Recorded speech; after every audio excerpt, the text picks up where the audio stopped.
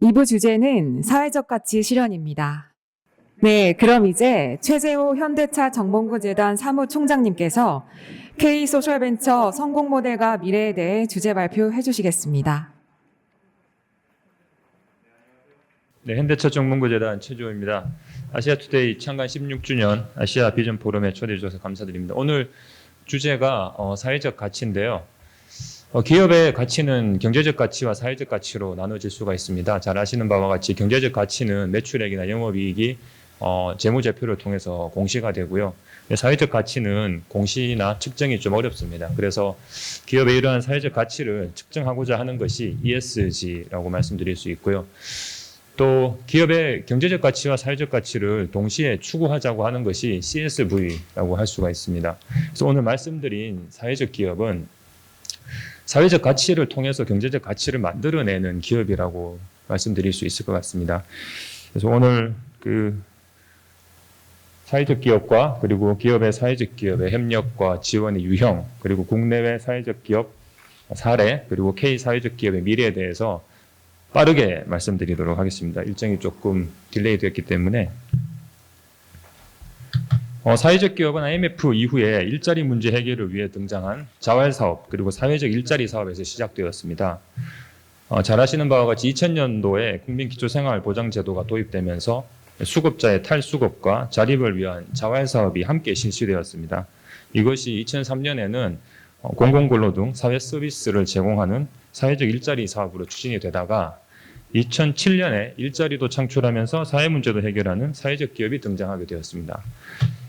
국민기초생활보장제도가 도입이 되면서 복지국가로 전환하는 시발점이 되었지만 시혜적인 복지 비용의 증가에 따른 국가 재정의 부담, 그리고 사회 서비스의 요구는 증가하는데 공급이 부족한 점, 그리고 일자리의 창출 문제는 여전히 해결하기 쉬운 문제가 아니었습니다. 이러한 문제 해결을 위해서 최근에 사회적 기업과 함께 소셜벤처가 등장하면서 보다 혁신적으로 이러한 사회 문제를 해결하기 위해서 노력을 하고 있습니다.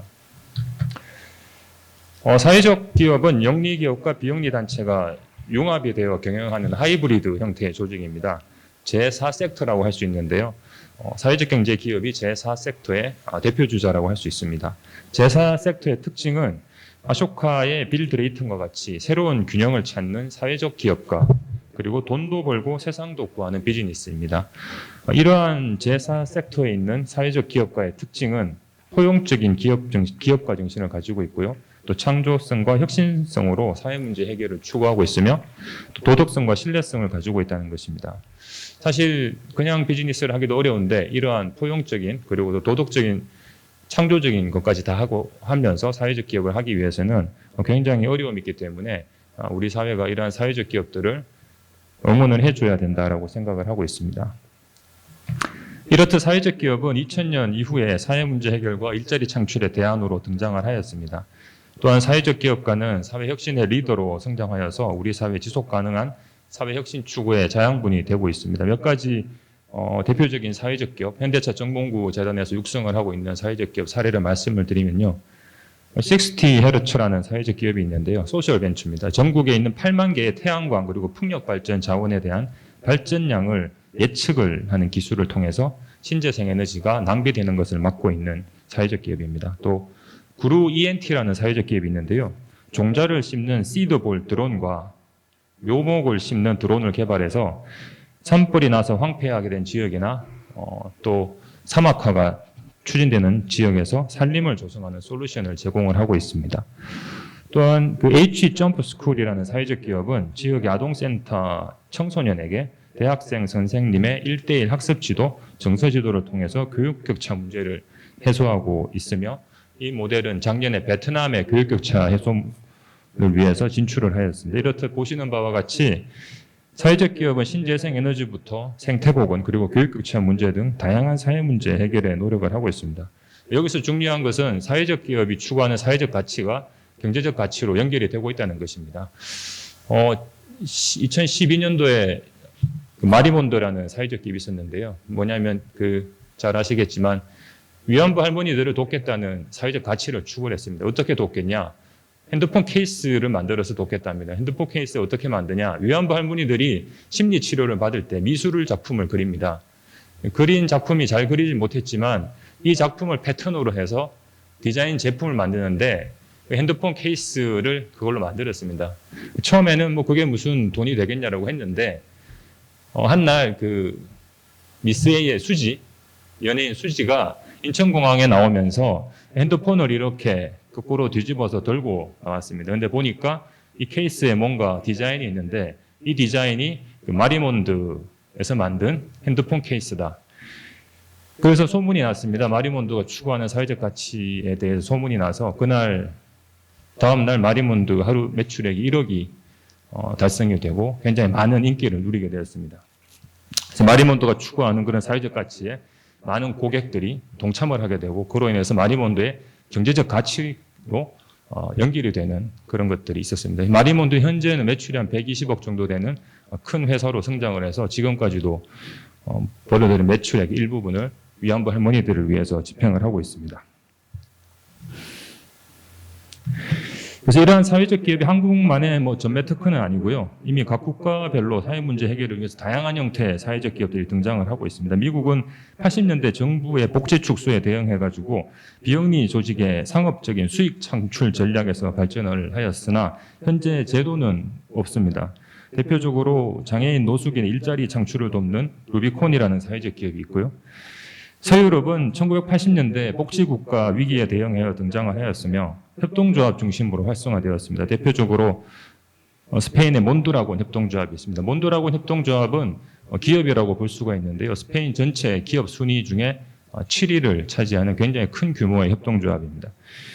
한국은 2000년대 취약계층 일자리 창출과 또 사회 서비스 제공 필요에 의해서 대응하여 등장을 하였으며 사회적 기업 육성법이 2007년 설립되어 존재를 하고 있습니다.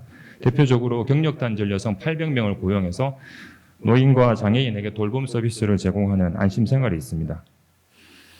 뿐만 아니라 뭐 중국, 인도네시아, 베트남, 홍콩, 대만 이쪽에도 사회적 기업이 있습니다. 단지 사회적 기업이라고 불리우지 않고 뭐 소셜 엔터프라이즈, 소셜 비즈니스, 소셜 벤처로 불리우면서 다양한 사회적 기업들이 그 동남아 지역의 문제를 해결하는 데 노력을 하고 있습니다. 인도네시아에 있는 사회적 기업 중에 하나는 그 픽타피쉬라는 사회적 기업인데요. 인도네시아에서 가장 그 요리 재료 중에 가장 많이 쓰는 것 중에 하나가 새우라고 합니다. 근데 대규모 양식장이 많이 있는데 새우 양식장의 생산량이 높지 않아서 이 픽타피쉬에서는 그 사물 인터넷 기술을 활용해서 양식장 안에 수온이라든지 그 수질이라든지 이런 것들을 실시간으로 측정을 해서 양식장 그 운영하는 분들의 핸드폰으로 전송을 해줘서 뭐 이런 전반적인 그런 사물 인터넷 시스템을 통해서 양식장의 그 생산량을 200% 이상 향상시키는 그런 사회적 기업들이 등장을 하고 있습니다.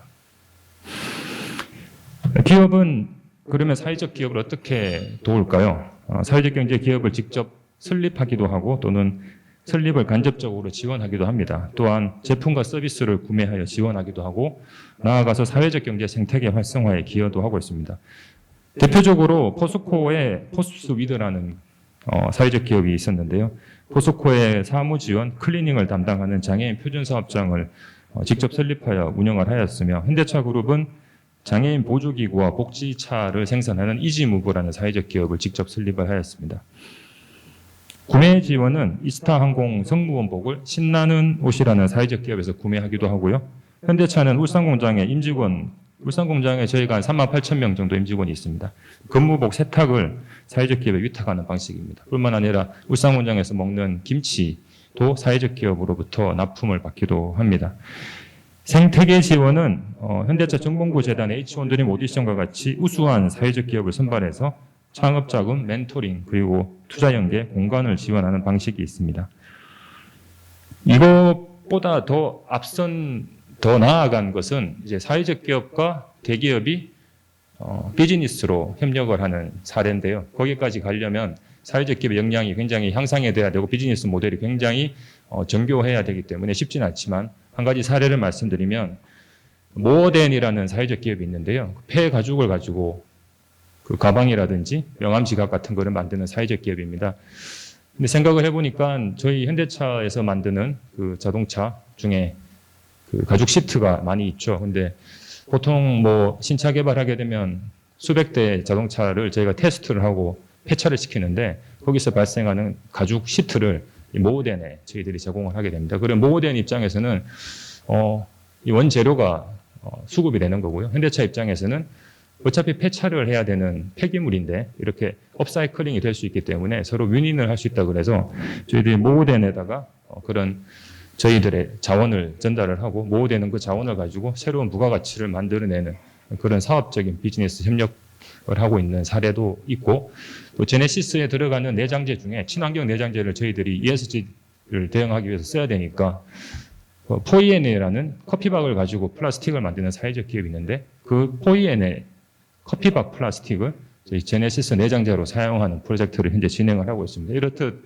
굉장히 어렵지만 사회적 기업과 대기업이 서로 협력해서 새로운 사회적 가치를 만들어내는 작업들을 현재 하고 있습니다.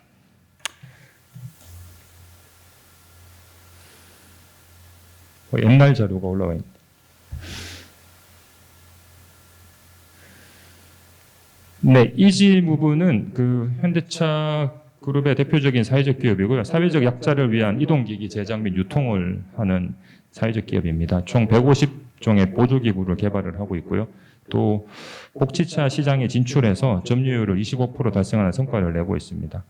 지난 10년간 이 복지차 시장에서 노력을 해서 복지차의 기술력을 전반적으로 향상을 시켰고 또 AS가 어려운 복지차, 개조차 시장에서 AS의 혁신적인 개선을 통해서 장애인과 노인분들의 삶의 질을 향상시키는 사회적 가치를 실현하고 있습니다. 앞으로는 장애인 노인분들을 위한 모빌리티 서비스를 제공을 할 예정입니다.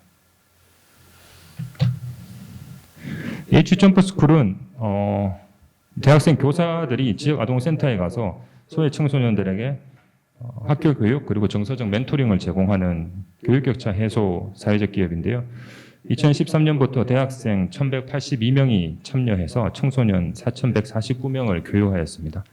저희가 사회적 가치를 계산을 해보니까 228억 원을 창출을 했습니다. 또한 베트남에 진출을 해서 K 사회적 기업의 글로벌화를 리딩을 하고 있습니다. 여기서 이 사회적 기업과 현대자동차라는 대기업의 협력 모델의 중요한 점이 뭐냐면 2013년도 이 점프가 미국의 그 하버드 비즈니스 스쿨을 졸업하고 한국에 온 분들이 Teach for America라는 미국 모델을 한국에서 실현하고자 창업을 했는데요. 그 당시 직원이 2명이었습니다. 근데 지금 현재 현대차 그룹과 함께 비즈니스 사업을 하면서 굉장히 많은 사회적 가치도 창출했지만 그것보다 더 중요한 것은 이 점프 자체가 성장을 했다는 것입니다.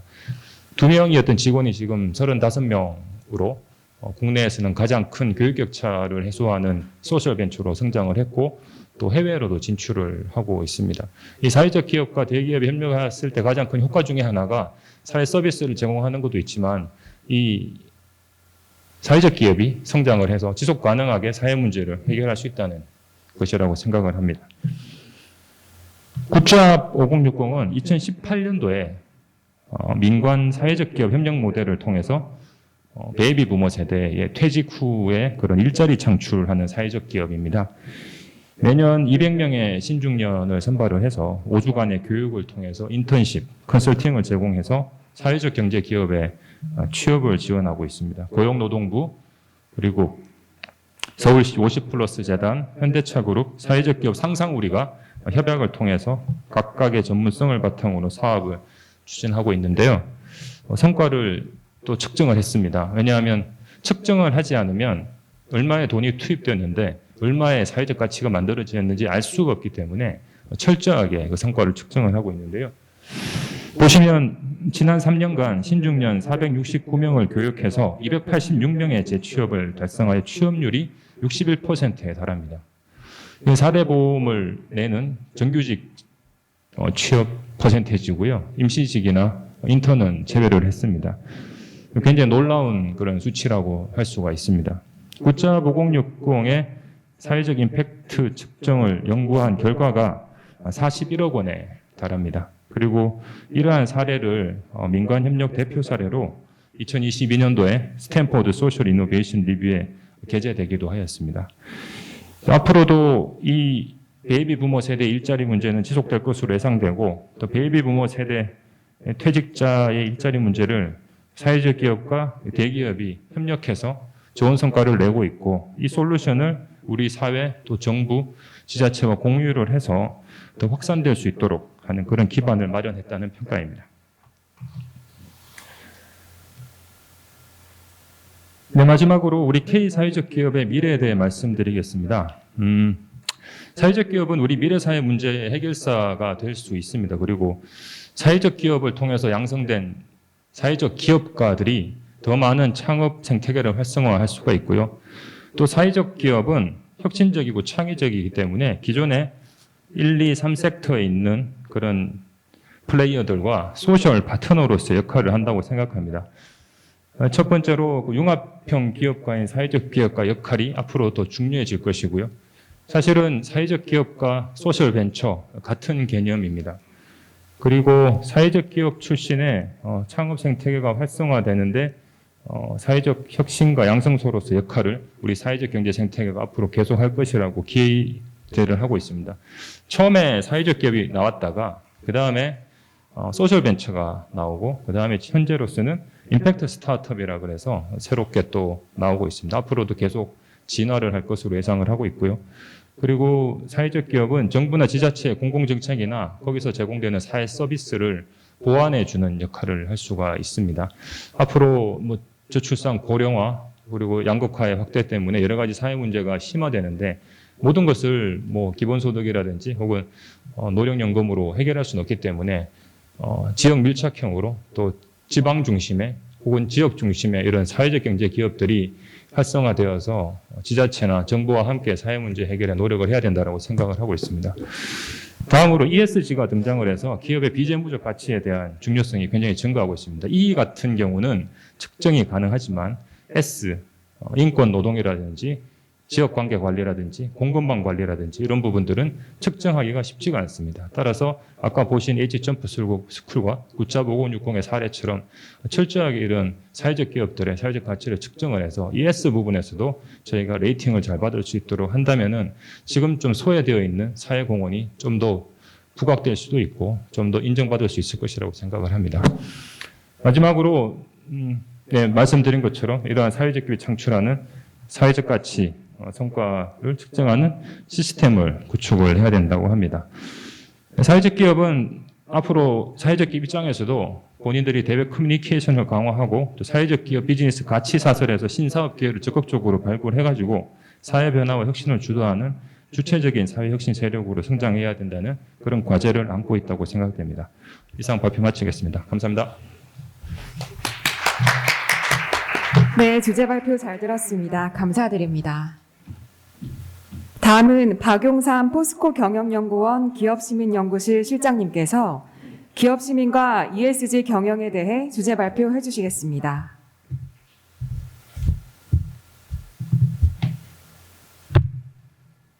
네, 안녕하십니까. 소개받은 박용삼입니다. 오늘 준비한 내용은 포스코의 스토리가 되겠습니다. 타이틀을 기업 시민과 ESG 경영이라고 잡아봤습니다.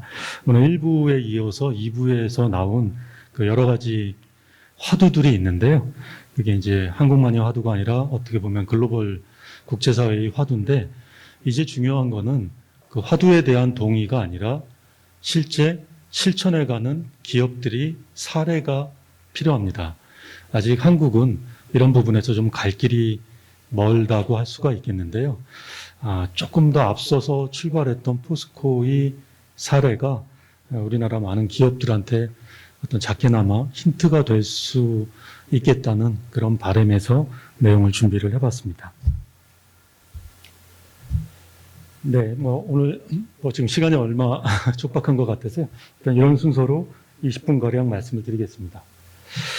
구글 이미지 검색을 해봤습니다. 캐피털리즘이라는 키워드를 가지고 쳐보시면은 이런 여러 가지 그림들이 뜹니다. 지금 좀 작게 보이는데요. 대부분이 놀랍게도 자본주의의 우울한 모습, 자본주의 폐해 이런 부분을 지적하는 그림들이 대다수입니다. 이 말은 뭐냐면은 기존의 자본주의가 효율성 측면에서는 타의 추종을 불허하지만은 그로 인한 폐해가 분명히 있을 거고 이제는 그 폐해에 대해서 관심을 갖고 손질을 할 때가 되었다라는 그런 의미로 해석이 됩니다. 이미 기업들이 지금 발빠르게 변신을 시도하고 있습니다. 미국을 대표하는 비즈니스 라운드 테이블에서 2019년 8월에 놀라운 선언을 합니다. 그러니까 주로 미국을 대표하는 어떤 자본주의 선두를 달리고 있는 애플이니 아마존, 구글 뭐 이런 기업들입니다. 이 CEO 180여 명이 모여서 앞으로 기업이 가장 중요한 목표는 주주이익 극대화가 아니라 주주 이외에 기업이 경영을 하는 데 있어서 같이 가야만 하는 여러 이해관계자들, 이런 분들이 이해를 주주의 이해와 같은 레벨에서 고려해야만 된다. 그래야지만 살아남을 수 있다라는 그런 선언입니다. 기업이 목적을 5가지로 규정을 했는데 이게 좀 의도가 된 부분인데 제일 먼저 나오는 이해관계자가 고객입니다.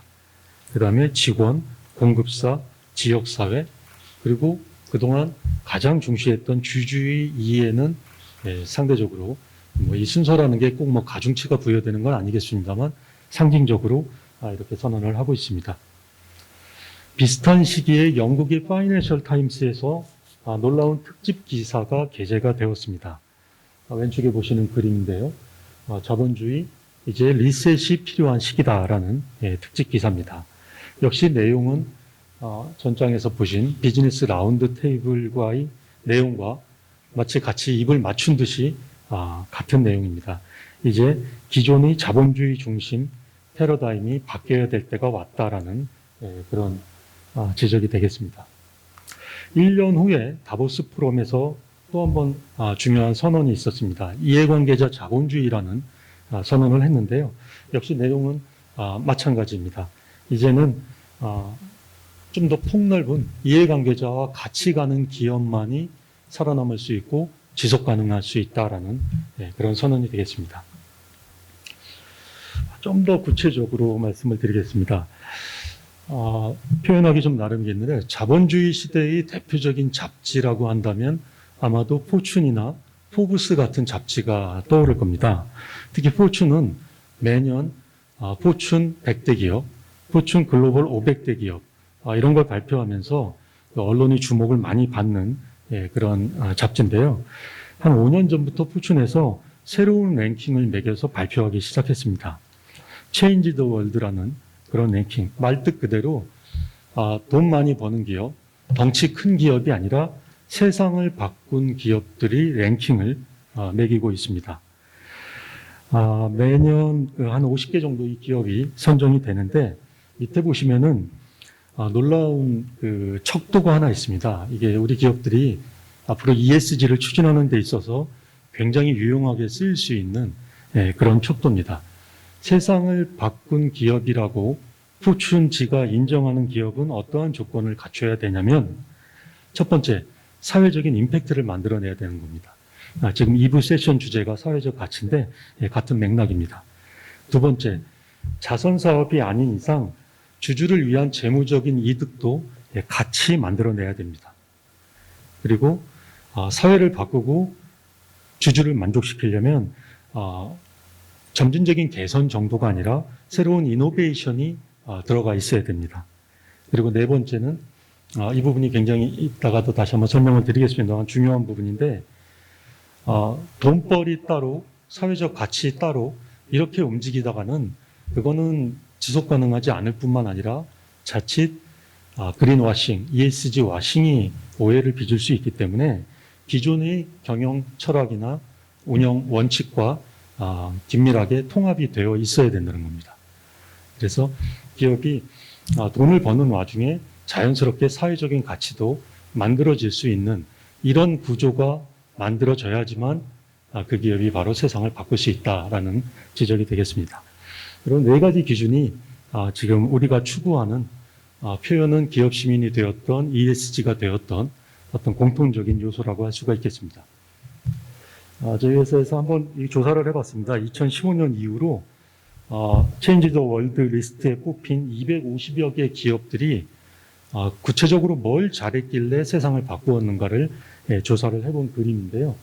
세로축을 어떤 그 파이 크기, 새로 만들어내는 파이 크기, 가로축을 파이의 범위라고 놓고 봤을 때 세상을 바꾼 기업들이 공통점은 첫 번째, 밸류체인을 혁신을 했던지 아니면 기술을 통해서 세상에 새로운 신제품을 만들어냈던지 그동안 주목받지 못했던 BOP 시장 같은 새로운 시장을 개척했던지 아니면 세상에 없던 아까 일부 세션에서 많이 얘기가 나왔던 수소사업 같은 새로운 사업을 만들어냈던지 이런 기업들이 물론 아직은 완성판은 아니겠습니다만 이런 노력을 하고 있는 기업들이 세상을 바꾼다라고 인정이 되는 것 같습니다.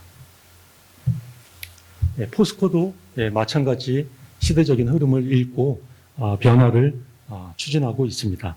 아직 지금 시작한 지 얼마 안 됐기 때문에 갈 길이 멀다라고도 말씀드릴 수 있겠는데 포스코가 왜 그리고 지금 어떻게 하고 있는지를 소개를 드리겠습니다. 저희는 기업 시민이라는 새로운 경영 이념을 선포를 했습니다. 화면을 광고 카피해서 보시듯이 100년 기업을 향해서 포스코라는 기업이 시민이 되겠다라는 그런 선언이 되겠습니다. 기업 시민이란 말이 좀 생소할 수가 있는데요. 사실 나온 지는 오래된 얘기입니다. 50년 전에 나온 얘기인데 별로 그렇게 회자가 되지 못하다가 최근에 들어서 아까 강의 전반부에 말씀드렸던 어떤 기업이 사회적 책임이 점점 중요해지면서 그러면 바로 기업이 사회 구성원의 일원으로서 마치 우리 같은 개인 시민과 같이 시민의 역할을 한다라고 볼 수 있겠구나라는 그런 공감대 하에서 기업들이 앞으로 가야 되는 방향을 기업 시민으로 선언하는 기업들이 특히 해외에서 점점 많이 늘고 있습니다. 국내에서는 포스코가 처음으로 기업 시민을 선언했습니다. 저희 나름대로 그 기업 시민을 추구할 수밖에 없는 그런 사정이 있었습니다. 뭐 회사마다 다 역사나 문화 또 업 뭐 이런 사정이 있겠습니다만 저희는 68년에 설립이 됐는데요. 지난 50년 동안 포스코를 하나로 묶었던 그런 이념이 제철 보국이었습니다. 조금 올드한 표현이라고 느끼실 수가 있을 텐데요. 국내 많은 대기업들이 기업 이념으로 사업 보국을 선언을 한 거와 같은 취지입니다. 저희는 철을 열심히 만들어서 국가에 가장 기본이 되는 소재를 공급하고 싸게 공급하고 풍부하게 공급함으로써 국가 발전에 이바지한다. 뭐 이런 개념이었는데요. 아시다시피 좀 올드한 느낌이 있습니다. 특히 포스코 내부적으로는 이제는 포스코 그룹에서 철강만 하는 게 아니라 무역, 건설, 에너지, ICT 여러 가지 사업으로 범위가 넓혀졌습니다. 그래서 제철이란 말이 그룹 전체적으로 보기에는 좀 맞지 않는 부분이 있고요. 또 이제는 대부분의 기업들이 글로벌 기업이기 때문에 어떤 국가 바운더리 내에서 애국을 하겠다. 이런 것도 글로벌 해외 주주들이 보기에는 조금 어색해 보일 수가 있습니다. 그래서 저희가 몇 년 동안 새로운 경영 이념을 굉장히 많이 찾아왔었는데 2018년에 기업 시민을 이념으로 정했습니다. 한 해 뒤인 2019년에는 기업 시민을 하겠다라는 말만 가지고는 좀 부족하기 때문에 그럼 우리가 구체적으로 뭘 하겠다는 건지에 대해서 굉장히 사실은 좀 내부적으로 어려운 과정을 거쳐서 이렇게 헌장, 외국 크레도라고 하죠. 그래서 저희가 하고자 하는 포스코 기업 시민이 해야 되는 방향이 좀 이렇게 규정을 했습니다. 여기 좀 강조된 부분만 좀 말씀드리면 사회와 조화를 해야 된다. 사회 문제 해결에 동참을 해야 된다. 그리고 그로 인해서 궁극적으로 더 큰 기업 가치를 만들어내겠다. 구체적으로는 첫 번째 비즈니스 파트너와 같이 가겠다. 두 번째 또 사회와 같이 가겠다. 세 번째 또 회사를 구성하는 구성원들 이 사람들과 같이 갈 수 있게 운영을 하겠다라는 그런 선언입니다. 어떻게 보면 그 포스코의 100년 기업을 지향하는 포스코의 다음 50년을 끌고 가는 어떤 맵이라고 할 수가 있겠습니다.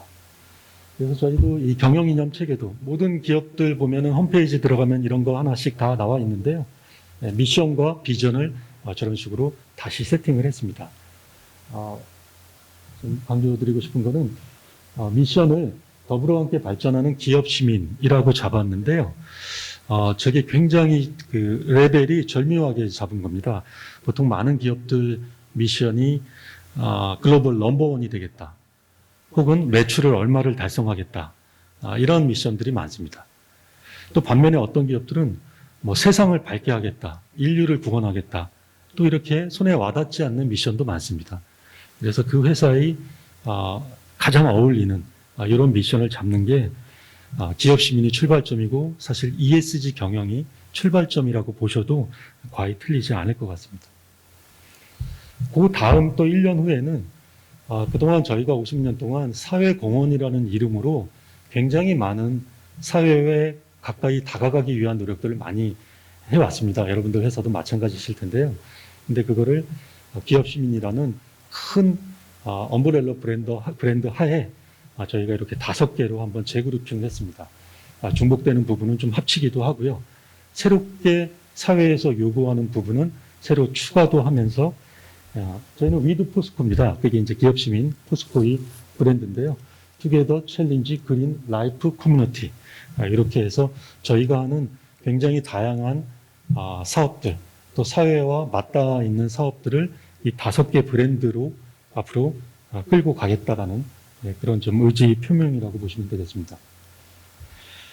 이건 또 1년 후에 또 이런 작업이 이루어졌습니다. 저희가 이제 내부적으로 CCMS라는 이름으로 부르는데요. 기업 시민, Corporate Citizenship Management 스탠다드.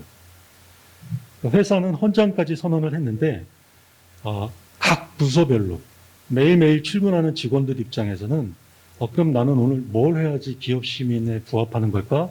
이런 것들이 항상 답답했던 부분이 있었습니다. 그래서 눈높이를 한 단계 더 내려서 회사를 운영하는 데 필요한 주요 모듈들이 있습니다. 어느 회사나 마찬가지겠죠. 연구개발도 있고요. 생산도 있고 구매도 있고 마케팅도 있고 다 있습니다. 이 부문별로 어떻게 하면 오늘 하루의 나의 업무가 기업 시민과 연결이 될 수 있을지에 대해서 좀 규정을 했습니다. 그래서 부문별 미션, 비전, 그리고 변화의 방향, 그리고 해야 되는 일들 이런 부분들을 좀 규정을 해서요. 이렇게 화면에 보시듯이 좀 세부적으로 규정을 해서 그 매뉴얼을 만들어서 전 회사 직원들한테 배포를 했고요. 여기다가 좀 추가를 해서 저희가 기업 시민을 추진한 지 이제 4년 차에 접어들다 보니까 좀 자랑하고 싶은 혹은 좀 알려주고 싶은 이제 그런 케이스들이 하나둘 나오기 시작합니다. 그래서 국내 경영학계 좀 교수님들, 저명한 교수님들과 같이 포스코가 그동안 실천했던 기업 시민의 모범적인 사례들, 이런 베스트 프랙티스를 뽑아서 지금 오른쪽이 지금 책 표지입니다. 이게 지난주 금요일에 일반 시중에 서점에 배포가 됐는데요. 포스코가 추진하고 있는 기업 시민과 ESG 모든 거를 좀 담아서 좀 같이 한번 전파한다는 의미에서 이렇게 책이 좀 나왔습니다. 혹시 참고하실 궁금하신 분들은 이 책을 한번 참고하시는 것도 좋을 것 같습니다. 마지막입니다. 이제 기업 시민 얘기를 많이 들었는데요. 요즘의 화두는 ESG입니다. 근데 저희는 이미 기업 시민을 경영 이념으로 추진하고 있던 차에 ESG라는 게 새롭게 이제 화두가 됐는데 저희는 큰 무리 없이 ESG를 지금 소화를 하고 있습니다. 왜냐하면 기업 시민에서 지향하는 방향이 사실은 ESG에서 추진하는 방향과 거의 일맥상통합니다. 용어만 차이가 있을 뿐이지. 그래서 저희 부서, 회사 내부적으로는 기업 시민이라는 큰 부서 내에 ESG 그룹을 만들어서 같이 지금 운영을 하고 있습니다. 예를 들면 기업 시민 보고서, 보통 연차 보고서 저희는 이제 기업 시민 보고서라고 이름을 붙이는데 그 내에 ESG에서 요구하는 여러 가지 그 공시 기준들, 이런 것들을 따로 ESG 팩트북이라는 이름으로 부록 형태로 이렇게 같이 담아내고 있고요. 대외 커뮤니케이션을 할 때도 이거 금년 가을에 매경 지식 포럼에서 저희하고 SK그룹이 어떻게 사회적 가치를 구현하는지를 소개한 그런 부분인데 역시 기업 시민을 화두로 ESG를 추진하고 있습니다. 거기서 이제 일부 세션에 아까 좀 그런 말씀이 많았는데요. 이제 지금 ESG에서 가장 중요한 게 발등이 불이 탄소 중립이기 때문에 예를 들면 저희 철이 사실은 지구상의 소재 중에 가장 CO2를 적게 내뱉는 소재거든요. 근데 워낙 생산량이 많아서 지금 좀 이슈가 되고 있고 또 재활용률이 가장 높은 소재입니다. 예, 지금이 어떻게 보면 현재까지도 철기 시대라고 하는 그런 표현이 과히 그러지 않을 정도로 철이 이렇게 좀 굉장히 좀 환경에 도움이 될 수 있는 소재고, 근데 이제 탄소 문제가 있기 때문에 300년 동안 지금까지 해왔던 코크스법을 아까 그 수소 환원 제철 분명히 전 세계 철강업계가 가야 되는 방향이긴 합니다만 300년 동안 안정화된 기술을 버리고 새로운 기술을 추진하는 게 그렇게 만만한 일은 아닌 것 같습니다. 중간에 여러 가지 시행착오도 있을 수가 있는데 어쨌든 가야만 하는 길이기 때문에 또 이렇게 가고 있습니다. 또 이런 탄소에 대한 것들은 굉장히 철강업에 대해서는 관심들이 많으시기 때문에 이렇게 기후행동 보고서는 별도로 발간을 하고 있습니다. 이 안에는 아까 오전에 좀 아까 말씀이 나왔던 포스코가 어떤 방법을 통해서 스코프 1, 2, 3에 걸쳐서 또 여러 가지 기술 옵션을 가지고 탄소를 줄여서 2050 카본 뉴트럴을 달성할지에 대한 그런 좀 저희가 지금 추진하고 있는 그런 노력도 최대한 투명하게 이렇게 담아 나가고 있습니다. 네, 제가 오늘 말씀드린 내용이 포스코의 기업심의 또 그 테두리 내에서 이루어지고 있는 ESG에 대해서 말씀을 드렸습니다. 오늘 참석하신 기업체들 분들에게 작게나마 좀 참고가 되었으면 하는 그런 바람입니다. 감사합니다. 네, 주제 발표 잘 들었습니다. 감사합니다. 이제 사회적 가치 실현에 관한 패널 토론 순서로 넘어가겠습니다. 토론 진행은 우용호 한국사회복지협의회 사회공헌센터 소장님께서 맡아주시겠습니다. 패널 토론 참석자분들은 앞으로 나와주시기 바랍니다.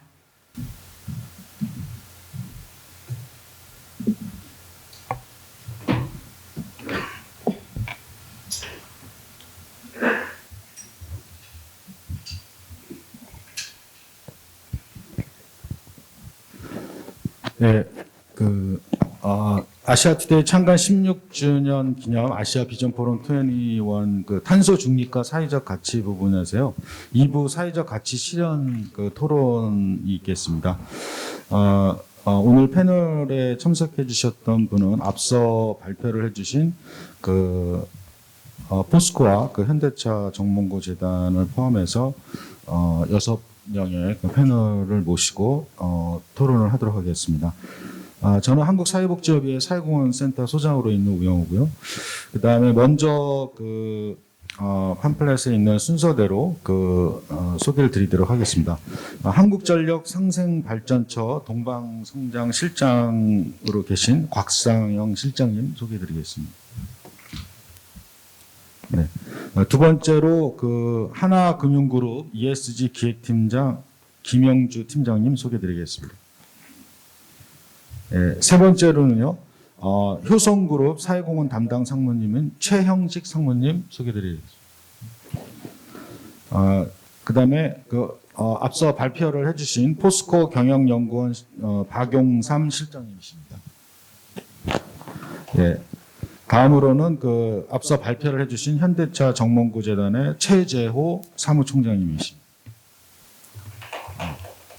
예, 이렇게 모시고 오늘 사회적 가치 실현에 대해서 공공기관 및 기업의 사회적 가치 실현에 대해서 토론을 하도록 하겠습니다. 지금은 이제 저희가 엊그제는 이제 신문 언론상에 제2의 이제 코로나 바이러스가 또다시 이제 창궐하는 그런 사태가 있었지만 그래도 저희가 사회 안전망을 회복하기 위하고 또 정상적인 생활로 복귀를 저희는 이제 준비를 하고 있습니다. 그런데 앞서 발표를 해주신 기업의 사례에서 보듯이 우리 기업들은 ESG 경영이라는 또 다른 확산이 인해서 경영활동 정상화하고 더불어서 사회적 가치 실현에도 새로운 역할과 책임을 부여받고 있습니다. 그래서 아마 내년 정도에는 또 이런 사회안전망 구축을 위해서 기업들이 경제활동뿐만 아니라 이런 새로운 시대의 뉴 CSR을 준비를 하고 있는 것으로 알고 있습니다. 앞서서 사회적 가치 실천의 선두주자격인 이제 현대차 정몽구 재단의 이제 K 소셜벤처 성공 모델과 미래에 대해서 잘 들었고요. 사회적 기업을 저희 여러 기업 중에서는 가장 모범적으로 실천하는 그 현대차 사례를 잘 들었습니다. 그 다음에 우리나라 국내 기업 최초로 기업 시민이란 경영 철학을 정립시키고 많은 기업들에게 귀감이 되고 있는 포스코 사례를 포스코 경영연구원의 그 기업 시민과 ESG 경영이라는 발표를 잘 들었습니다. 오늘 그 발표한 발제문을 토대로 오늘 참석해 주신 패널 임원분들께서 각기 본인들의 그 회사의 사회적 가치에 대한 실천에 대해서 좋은 말씀을 해주시면 고맙겠습니다. 먼저 안내에 나와 있는 것처럼 공기업의 가장 선두주자이고 중소기업과 같이 동방성장을 가장 모범적으로 실천하는 한국전력에 대한 이야기를 먼저 듣도록 하겠습니다. 곽상영 동방성장 실장님 먼저 좀 말씀을 부탁드리겠습니다. 예, 안녕하십니까. 저 한국전력공사에서 동반성장 실장을 맡고 있는 곽상영입니다. 그 금일 주제가 그 탄소 중립과 사회적 가치인데요. 그 마치 그 어떻게 보면 한전이 지금 가장 고민하고 있는 주제라서 좀 많이 어깨가 좀 무겁습니다. 근데 탄소 중립하면 저희 한전이 그 에너지 분야에 어떻게 보면 지금 전환 얘기가 상당히 많이 나왔었거든요. 가장 그 탄소 중립을 하는 데 있어서 에너지 전환이 가장 우선시되고 그 다음으로 이제 진행이 될 걸로 보여지기 때문에 한전이 지금 현재 해결해야 될 문제는 상당히 그 큰 어려움을 난제를 좀 두고 있는 것은 사실인 것 같습니다. 하지만 제가 오늘 여기서 얘기할 것은 그 동반 성장을 한전이 어떻게 하고 있고 이런 큰 변화를 그 협력 중소기업들과 어떻게 같이 풀어나가려고 하는지 그 과거에 했던 일부 사례 또 앞으로 어떻게 하고자 하는지 그 방향에 대해서 좀 같이 얘기를 나누도록 하겠습니다. 그 최근에 보면 그 실제 글로벌 기업 중심으로 그 전 세계 한 309사 정도가 RE100을 선언을 하고 있고요. 그 RE100 선언을 하는 것이 그냥 그 대기업 혼자 가는 것이 아니라 실제는 스코프 3에 해당이 되는 협력사들에게도 지금 요구를 하고 있는 상황입니다. 그 국내 대기업도 한 9개사가 RE100을 좀 하겠다고 하고 있는데요. 실제 협력사, 뭐 큰 대기업 중에는 협력사까지도 지금 강제사항은 아니지만 공고를 하고 있는 상황이고요. 이런 상황에서 실제 그 중소기업들의 어떻게 보면 그 입장을 또 저희가 한번 들어보니까요. 그 최근에 언론의 그 탄소 중립이나 ESG 관련해서 언론에 노출되는 빈도수가 2021년 그 상반기만 해도 작년 대비 거의 한 5배 이상 늘었습니다. 그러다 보니까 중소기업을 경영하시는 기업인들이 상당히 많은 그 인식은 하고 있습니다. 아, 이게 가야 될 방향이구나. 근데 이분들이 가장 어려움을 호소하는 게 과연 그러면 무엇을 어떻게 해야 되는지 막연함을 상당히 많이 느끼고 있는 것 같습니다. 이거는 중소기업 중앙의 어떤 그 설문 자료를 봐도 데이터상으로 좀 나오고 있거든요. 필요성은 한 80% 느끼는데 실제 그 어떤 뭔가를 액션을 취하고 있는 것은 한 15%도 채 안 되는 그런 상황입니다. 이런 상황에서 실제 그 중소기업들이 그럼 뭐가 어렵습니까? 그랬을 때 아까 얘기한 대로 이제 무엇을 할지 모르겠다. 그 다음에 무엇을 하고 싶어도 여력이 안 된다. 이런 어려움들을 좀 호소하고 있는 상황이거든요. 근데 실제 그 한전은 그 저희 회사 사례로 들어보면 연간 한 7조에서 8조 사이에 그 물품 구매가 이루어지고 있거든요. 근데 그 중에 한 5조 7천억 정도가 그 중소기업의 제품을 구매를 하고 있습니다. 그렇기 때문에 저희가 아무리 탄소 중립을 대비해서 준비한다 하더라도 그 협력회사와 같이 가지 않고서는 저희가 어떤 원하는 바 목표를 달성하기가 상당히 어려운 게 사실입니다. 그래서 지금 저희가 하고 있는 노력 뭐 조금 그러니까 일부는 좀 시행하고 있고 또 일부는 앞으로 가야 될 내용들인데요. 저희는 실제 에너지 분야의 패러다임 변화는 그 한 2016년부터 이미 그 많은 변화가 예상이 되고 시작이 되고 있었습니다. 그래서 저희는 2016년도에 그 에너지 신산업 쪽에 대비를 하기 위해서 그 신산업 육성 펀드를 5천억을 조성을 했습니다. 그래서 5천억을 조성하고 그 부분을 지금 현재 그 뭐 대규모, 그러니까 좀 과제 중심, 아까 뭐 CCUS도 나오고 여러 가지가 있지만 그런 과제 중심으로도 투자를 하고 또 어떤 창업 벤처 기업들에게도 투자를 해서 지금 현재 집행은 한 2,900억 정도가 되고 있는 걸로 알고 있습니다. 하지만 그 최근에 또 이제 계속 변하고 있지 않습니까? 수소 관련된 얘기도 좀 나오고 있고요. 그래서 어떤 수소 경제 초보 기업 육성 펀드도 한 300억 정도 그 예하에 추가로 좀 육성을 하는 그런 사업을 하고 있는데 아직은 뭐 어떤 그 유니콘 기업이나 그린 유니콘 기업이나 이런 것들이 그렇게 단시간에 나오는 건 아니기 때문에 좀 더 그 기다리고 있는 그런 상황입니다. 또한 저희가 그 이 에너지 분야에서는 저희 한전 국내뿐만이 아니라 어떻게 보면 글로벌한 문제이기 때문에 저희가 이런 것을 풀기 위해서 실제 2022년 3월, 내년 3월에 그 나주에 그 한국에너지공대를 개교를 합니다. 한국에너지공대 개교를 통해서 이제 산학형 클러스터와 어떤 대형 연구시설을 조성해서 에너지 분야의 파급이 크고 그 다음에 기술 장벽이 높은 5대 중점 분야를 집중 그 육성 해결하고자 하는 부분이 있습니다. 그리고 또 저희가 요즘 뭐 이제 사회적인 가치 여러 가지 얘기하면서 지방과 상생에 대한 부분도 있거든요. 수도권과 지방의 문제요. 그래서 이제 에너지 밸리라고 해서 저희가 그 광주 전남 혁신 도시로 저희가 이전을 했거든요. 2014년에 이전을 했는데 2014년 이전하고 나서 그 지역은 에너지 밸리라고 해서 에너지가 특화된 혁신 도시를 조성해서 지금 현재 운영을 하고 있습니다. 그 에너지 밸리 조성을 통해서 지금 2020년 현재까지 한 500여 개 기업을 유치를 했고 실제 그 어떤 일자리 창출 측면에 투자 효과에서는 한 2.2조, 그다음에 일자리 창출에서는 한 1만여 명의 창출 효과를 저희는 보고 있다고 생각하고 있습니다. 지금 이게 이제 그동안에 좀 진행되고 있던 상황이고요. 그 다음에 실제 저희가 동반성장 업무는 1993년도부터 동반성장이라는 타이틀을 갖고 업무를 수행해 왔습니다. 그러다 보니까 제가 이 업무를 맡고 나서 과거 스토리나 전체적인 프로그램들을 한번 체크해 보니까 47개 프로그램을 운영하고 있더라고요.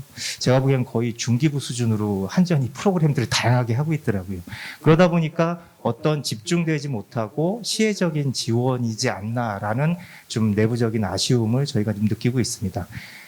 그런 차에 지금 그 탄소 중립이라는 그 큰 난제를 풀어야 되는 상황이기 때문에 저희는 동반성장 정책을 아예 신동반성장 생태계 조성을 하겠다라고 해서 지금 그 기존의 어떤 틀을 그 새롭게 하는 그 계획을 지금 수립 중에 있습니다. 그 수립하고자 하는 방향을 좀 간략하게 조금 말씀드리면요. 그 4개의 영역으로 저희는 지금 현재 마련 중인데요. 그 저탄소 개발형 생태계를 구축하겠다.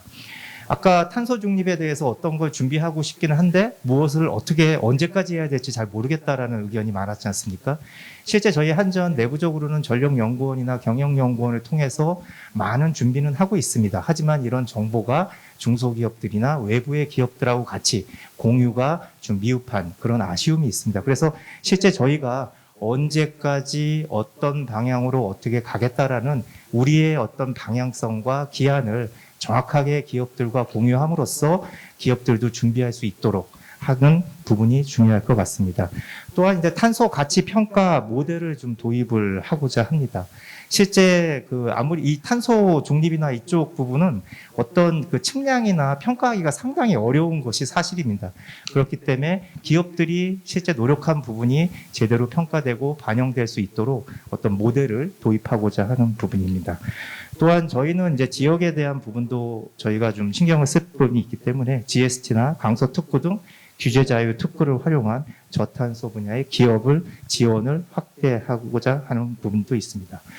또 아까 그 박용삼 실장님께서 말씀해 주신 부분 중에 가장 밑단에 있는 게 동반 성장이고 그 다음에 이제 밸류체인 혁신, 그 다음에 신기술, 신사업 뭐 이렇게 쭉 이렇게 단계별로 있더라고요. 근데 그 파급력이 크고 어떤 그런 부분은 이제 점점 나머지 부분인데 저희는 그 네 개의 부분을 지금 동시에 좀 추진해야 되는 그런 상황으로 좀 보고 있습니다. 그래서 신기술, 신사업, 창출, 촉진이 절실한 상황입니다.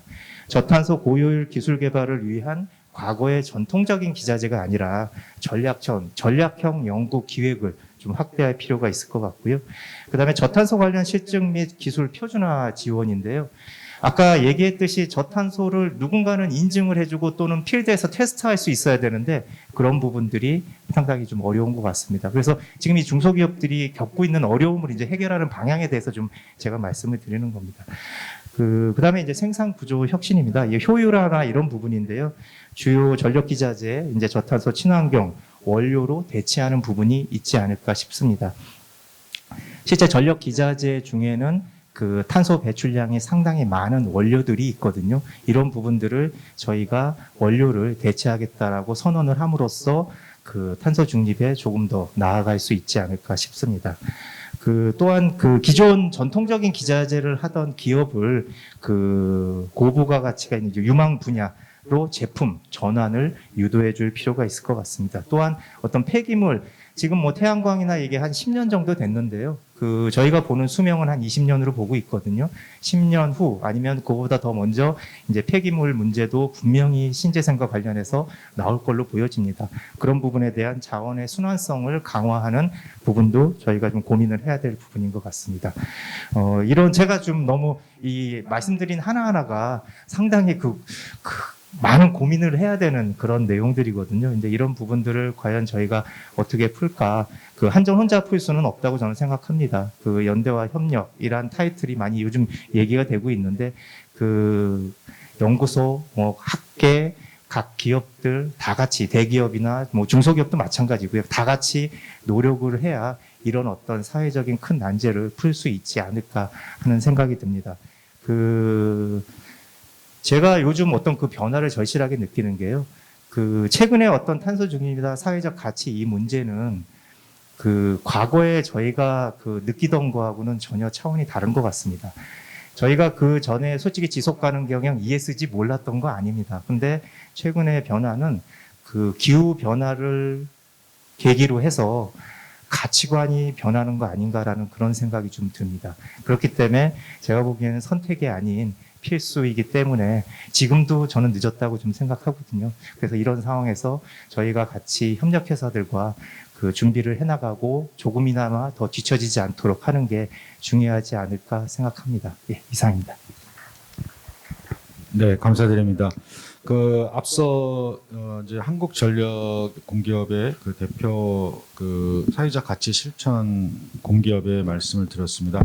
아시다시피 코로나 이슈에도 불구하고 정부에서는 전년도에 정부 중심으로 사회적 가치 실천 방향을 내세웠고 사회적 가치 중심 정부, 신뢰받는 정부라는 기체 아래 공공 부분이 민간, 기업 또 우리 시민사회와 같이 협력해서 같이 사는 사회, 가치 있는 삶의 비전을 주문한 바가 있습니다. 그래서 우리 대다수의 좀 전에 실장님께서 말씀해 주셨지만 대다수의 중소기업이라든지 일반 시민에게 사회적 가치 실천의 공기업의 선도적이고 리더십 있는 그런 모습을 보여주기를 요청받고 있고 그거에 대해서 끊임없이 도전하는 그런 내용을 설명해 주셨습니다.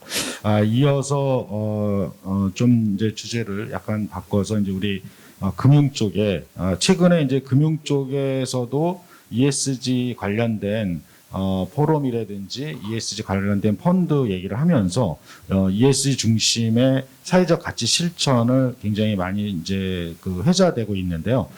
거기에 대표 주자이신 하나금융그룹의 ESG 기획팀장인 김영주 팀장님한테 앞서 현대차 말씀해주신 사회적 기업과 같이 이제 하나금융그룹도 하나 파워 임팩트라든지 하나 소셜 스퀘어 등 사회적 기업 육성들을 많이 하고 있습니다. 그와 더불어서 ESG 펀드 확대에 따른 이런 사회적 경제 그 지원에 대해서 말씀을 듣도록 하겠습니다.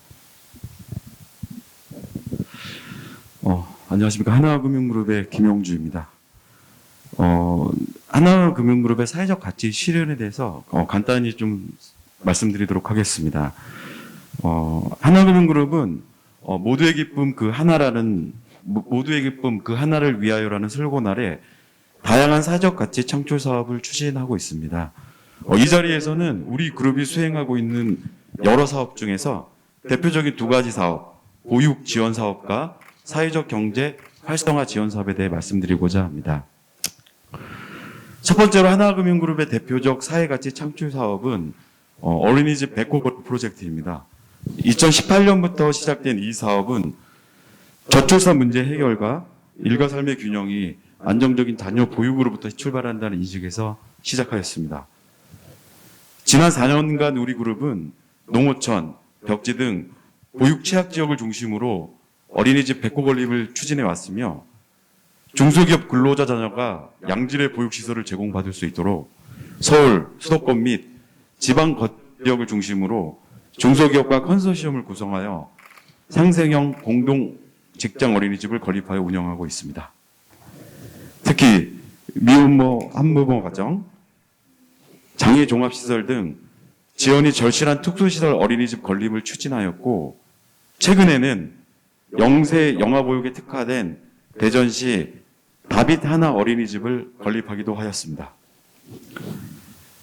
100개 어린이집이 완공되는 시점에는 9,500여 명의 아동이 양질의 보육 환경에서 생활하게 되며 총 2,000여 개의 일자리도 창출할 수 있을 것으로 저희는 기대하고 있습니다. 두 번째로는 사회적 경제 활성화 지원 사업입니다. 그룹에서는 2017년부터 사회적 기업의 성장을 지원하고 발달장애인, 경력 부유 여성, 청년 디자이너 등의 일자리 창출에 기여하는 다양한 프로그램을 운영해 오고 있습니다. 하나 파워온 임팩트 프로그램에서는 발달장애인에 적합한 직무 모델을 개발하고 인턴십 기회를 제공하였습니다.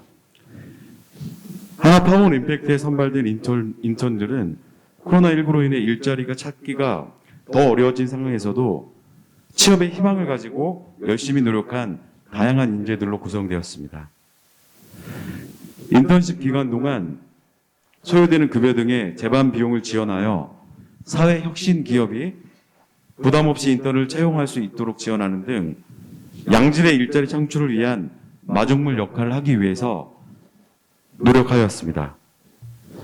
하나 파워온 챌린지 프로그램을 통해서는 직업 경력을 보유하고는 있으나 육아, 가족 돌봄 등으로 경력 공백이 생긴 여성들과 구직난을 겪고 있는 청년 디자이너들이 사회에 진출할 수 있도록 가교 역할을 수행하였습니다.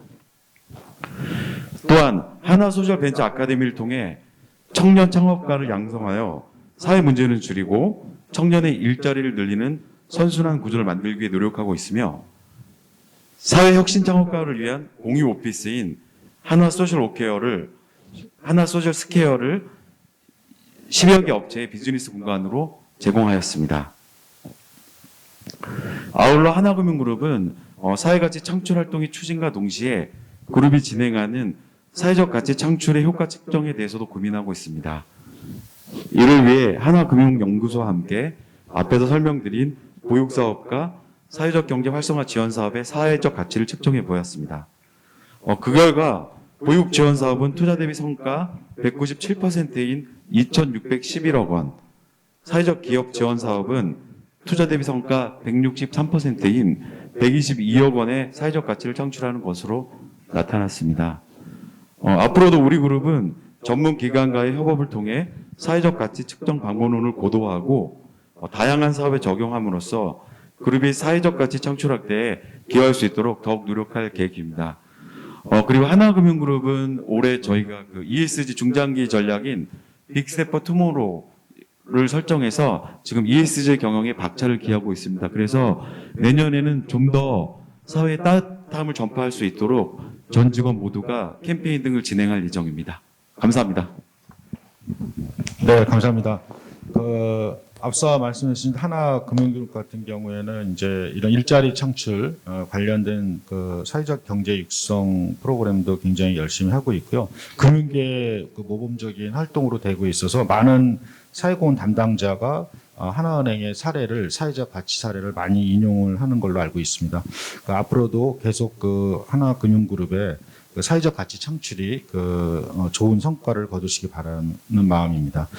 다음으로는 우리 그 최근에 그 친환경 제품 생산에 박차를 가고 있고 앞서 말씀 많이 발표하고 계신 뭐 수소 경제든지 이런 부분에서 산업 부분에서 좋은 그 사회적 가치 그 사슬을 만들고 있는 ESG에 좀 모범이 되고 있습니다. 그래서 효성그룹의 그 최영식 상무님을 발표를 좀 듣도록 하겠습니다. 네, 소개받은 최용식입니다.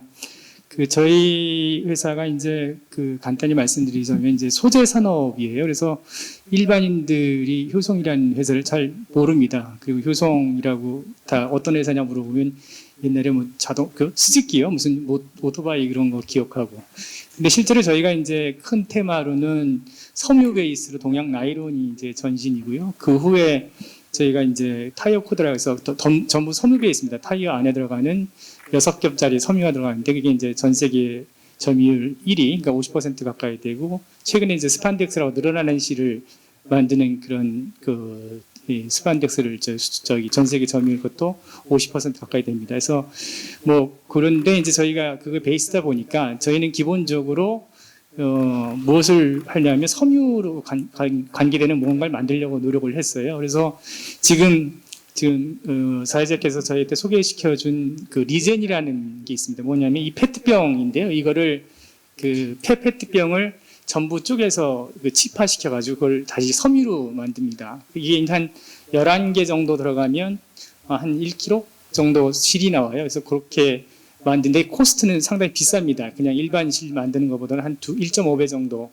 비싼 상황이에요. 그래도 이게 2008년부터 저희가 꾸준히 하다 보니 이게 이제 어느 정도 기술이 축적됐고, 그리고 최근에 갑자기 또 이 탄소 중립이라는 이슈가 나오니까 굉장히 관심을 갖게 됐습니다. 그래서 이게 지금은 이제 저희가 특화된 브랜드로 별도로 리젠 제주, 리젠 서울, 리젠 부산 뭐 이런 식으로 만들어 나가고 있고요. 그래서 이게 굉장히 좀 인기가 있는 그런 아이템으로 선정이 됐습니다.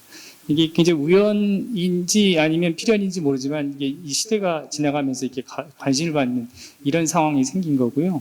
그 다음에 이제 저희 중공업에서는 이제 수소를 이제 탱크를 만들고 있는데 이 수소 탱크를 만드는 이유가 뭐냐면 이제 충전소를 저희가 한 10개 정도 만들고 있습니다. 수소 충전소. 근데 여의도 여기 이제 국회 사당도 있고요.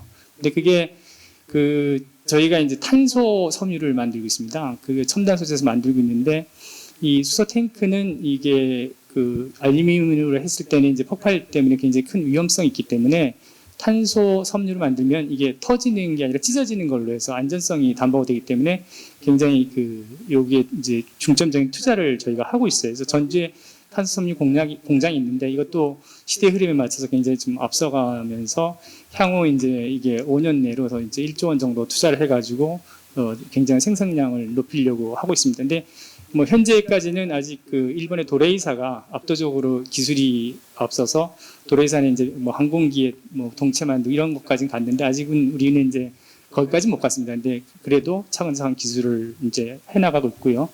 그 다음에 이제 저희 효성화학이 PPHD라고 해가지고 수소를 떼내고 폴리프로필렌을 가지고 플라스틱을 만드는 그런 공정 과정이 있거든요. 그래서 1년에 한 12,000톤 정도의 수소가 생산이 됩니다. 그래서 그거를 이제 저장하고 그거를 판매하고 있는데 이 수소 생산을 계속해서 늘려서 이것도 업종별로 되게 이제 지금 이제 수소 시대에 걸맞게 되게 인기를 끄는 그래서 그런지 올해 주가가 엄청 많이 올랐어요. 저희가 뭐 한 15만 원 하다가 90만 원까지 오르고 이런 일이 벌어졌는데 이것도 사전에 저희가 이제 미리 했던 것들입니다. 근데 이게 시대에 맞춰서 갑자기 이게 맞닥뜨렸고요. 사회공헌을 맡은 입장에서는 이제 토론회니까 그런 거가 좀 이렇게 궁금한 거예요. 저희가 처음에 사회공헌을 시작할 때는 CSR로 시작을 했고, 그 좀 지나니까 저기 뭐 우리 조동성 교수님의 이런 서울대 이런 분들이 갑자기 CSV가 들어와서 엄청나게 이제 잘 하고 막 이게 되게 이슈가 됐었어요. 그러다가 이제 갑자기 이제 ESG가 오니까 기존에 했던 사업 중에서 저희 같은 경우는 이제 각광을 받는 케이스가 돼서 이 ESG의 이 평가가 지수가 되게 높게 나타났거든요. 근데 이렇게 보면 이게 저 자신도 이제 궁금하고 이게 사회공헌 담당하는 사람들이 늘 궁금한 게 어떤 시대의 조류에 맞춰 뭐를 이렇게 준비를 하다 보면 바뀌면 그게 딱 우리께 되지 않고 남에게 되고 또 그게 떨어져 나가는데 어떤 걸 준비하다 보면 이렇게 맞짝 저희가 운 좋게 이게 운이라고 해야 될 표현할 수밖에 없는 건데 이렇게 맞닥 떨어져서 좋게 이렇게 진행이 돼버리면 이거는 이제 전략이나 기획보다는 좀 다른 측면이 있지 않나 이런 이게 스스로의 의문이 드는 거예요. 그래서 저희가 사실 이제 사회공헌 활동을 했던 거는 보국호운이라든지 아니면 이제 뭐 지역 뭐 이렇게 취약계층 지원이라든지 뭐 이런 것들을 쭉 했었거든요. 그거는 늘상 누구나 할 수 있는 것들이었고, 그리고 이제 그냥 누구나 다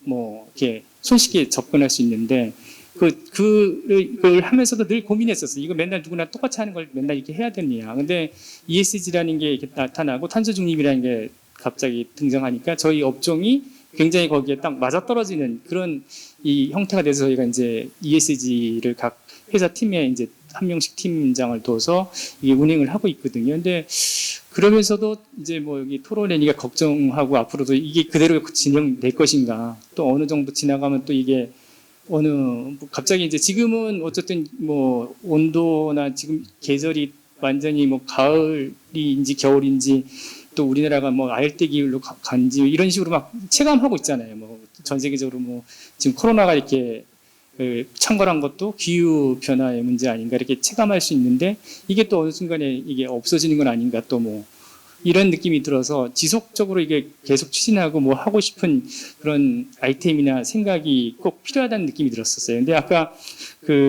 기업 시민이라고 이제 발제를 해주신 박용산 실장님이나 아니면 이제 최저 K기업 사회공헌 이제 말씀하신 총장님이나 이렇게 두 분의 말씀 들으니까 고민하신 고민의 흔적이나 방향성은 좋은데 이게 계속해서 우리가 끌고 갈 수 있는 아이템이냐 아니면 또 어떤 성향이 바뀌면 또 바뀔 거냐라는 이런 의문이 저는 개인적으로 갖고 있어요. 그래서 이번 토론이 이제 뭐 이렇게 길게 말할 수는 없는 상황이겠지만 그래도 철학을 가져야 맞는 건지 아니면 이런 이 지표나 바뀌고 아니면 뭐가 바뀌면 거기에 맞추는 게 맞는 건지에 대한 이 선우차를 한번 좀 생각을 했으면 좋겠다는 생각이 들고 전 그거 좀 알고 갔으면 좋겠어요. 왜냐하면 이게 사회적 기업 아니면 착한 일을 하자 이런 거는 주역에도 나오거든요. 적선지가 필요여경이다 해서 착한 일을 쌓으면 경사가 있다. 이미 몇천 년 전에 벌써 다 똑같이 생각한 건데 그 아이템이 이제 이 개수가 바뀌면 그거가 기본인데 그렇게 하는 건지 아니면 그런 ESG라는 게 탄생하고 탄소 중립이 탄생하면 거기에 맞추면 좋은 건지 이게 저는 스스로 안고 있는 고민입니다. 뭐 이상으로 마치겠습니다. 네, 감사합니다.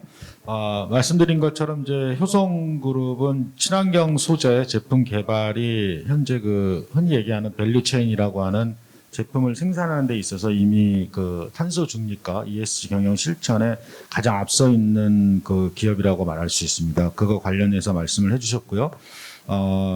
다음으로는 이제 포스코 경영연구원의 박용삼 실장님을 모시고 앞에 쭉 설명을 하신 내용이 있는데 특히 기업 시민이라는 브랜드를 가지고 5대 브랜드 전략을 잘 실천하고 있는데요.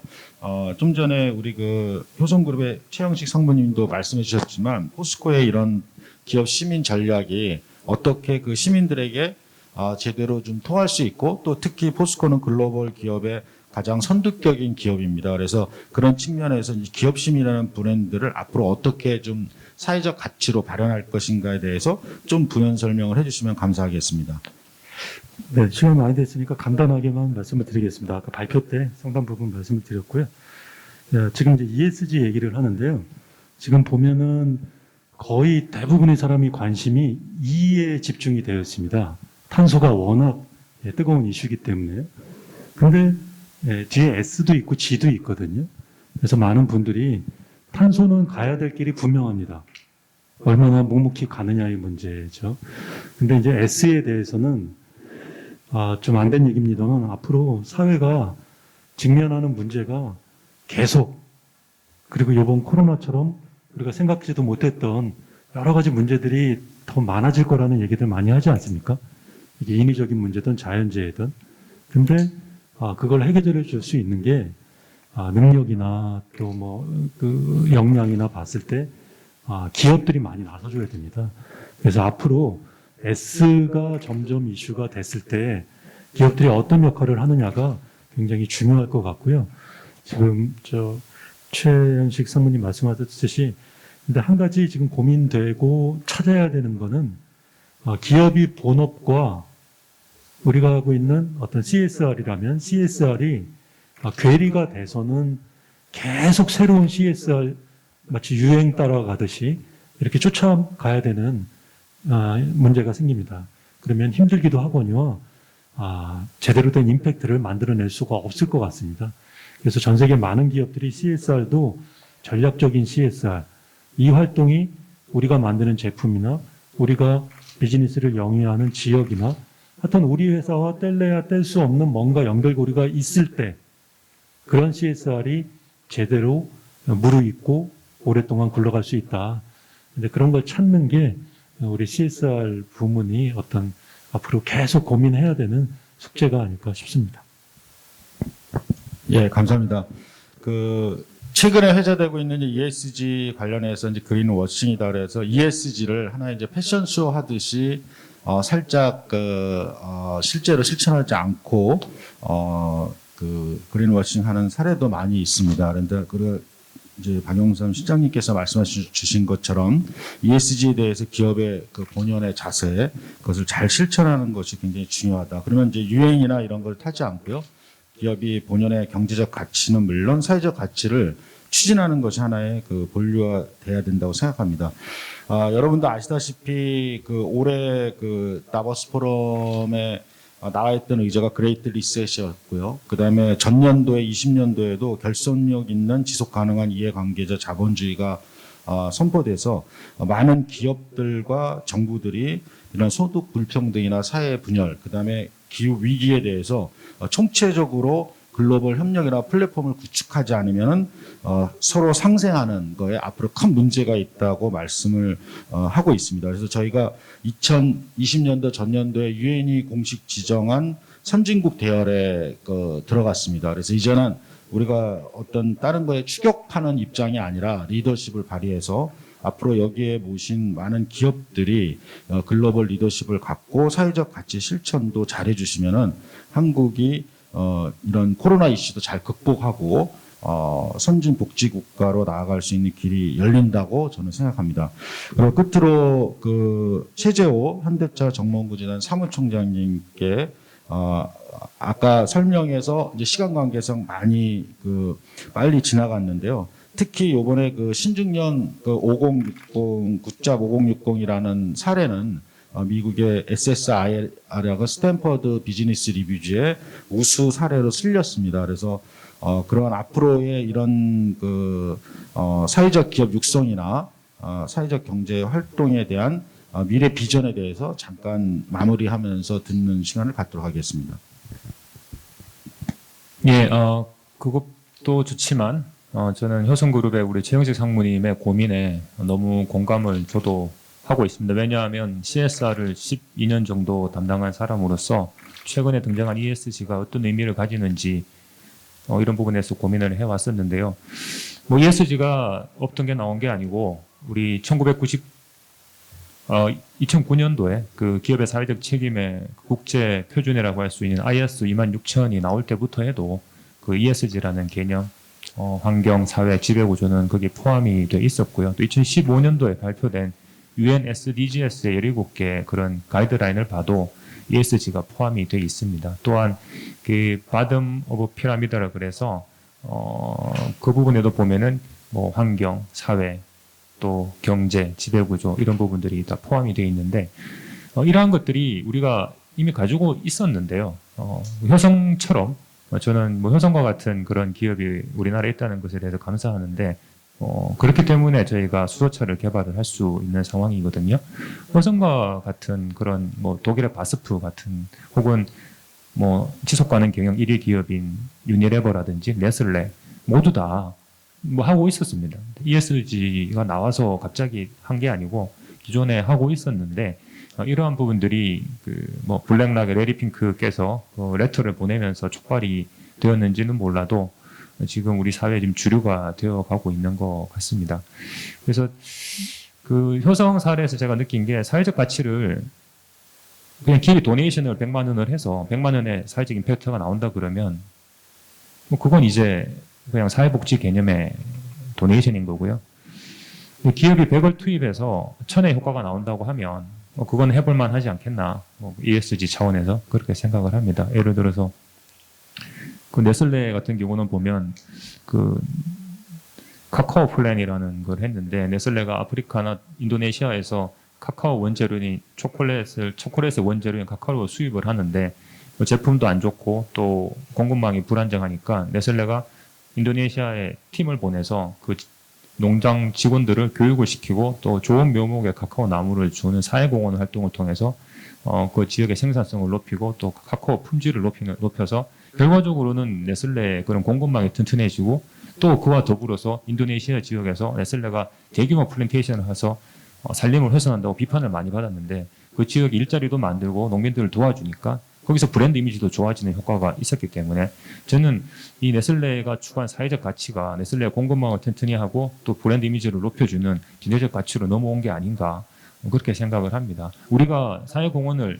왜 해야 되나? 트렌드가 바뀌면 사회공헌도 다르게 해야 되나? 그런 것이 아니고 사회공헌의 핵심 전략은 기업의 비즈니스 가치 사설에서 혁신을 만들어내는 것입니다. 거기서 우리 효성처럼 뭐 준비해 왔던 것들이 극대화되어서 주식이 10배 이상 뛰는 경우도 생길 것이고요.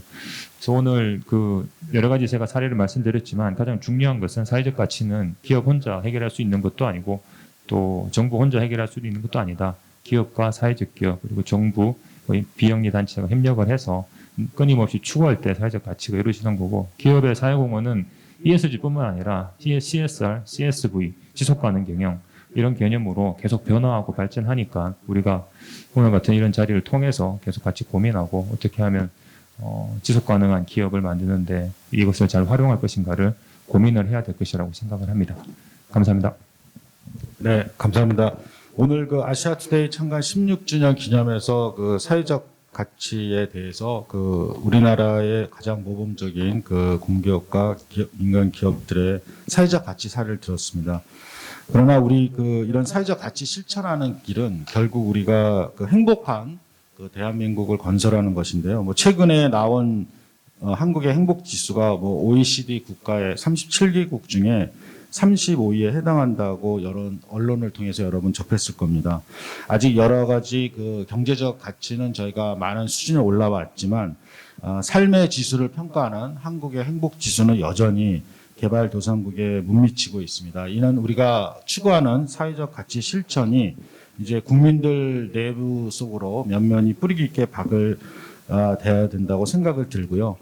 최근에 그 전 유엔 사무총장 반기문 총장님께서 그 SDG 관련된 여러 가지 사례를 얘기하면서 아프리카의 그 초등학교에서는 SDG 17개 목표에 대해서 어느 학생 못지않게 다 외우고 암기를 한다고 합니다. 근데 우리나라에서는 얼마 전에 저희 사회공헌 백서를 통해서 조사한 바에 의하면 SDG를 잘 알고 있는 국민들의 설문조사에 2.6%밖에 안 됩니다. 그래서 많은 국민들이 이런 전문가 그룹 중은 SDG나 ESG에서 잘 알고 있지만 대다수에 있는 국민들이나 시민은 잘 모르고 있는 실정입니다. 그래서 우리 기업들이 기업 본연의 사회적 가치 실천뿐만 아니라 국민들에게도 이런 사회적 가치 실천을 모범적으로 실천할 수 있도록 그 리더십을 발휘해 주는 길이 앞으로의 일이라고 생각합니다. 앞으로 그 오늘 참석해 주셨던 기업들 모두 사회적 가치 실천의 길에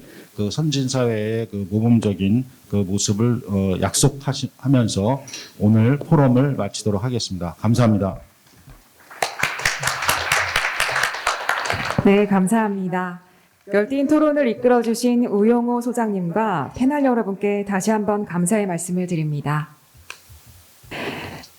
네, 이상으로 아시아투데이 창간 16주년 아시아 비전 포럼 2021을 모두 마치겠습니다. 지금까지 함께해 주신 내빈 여러분 감사합니다.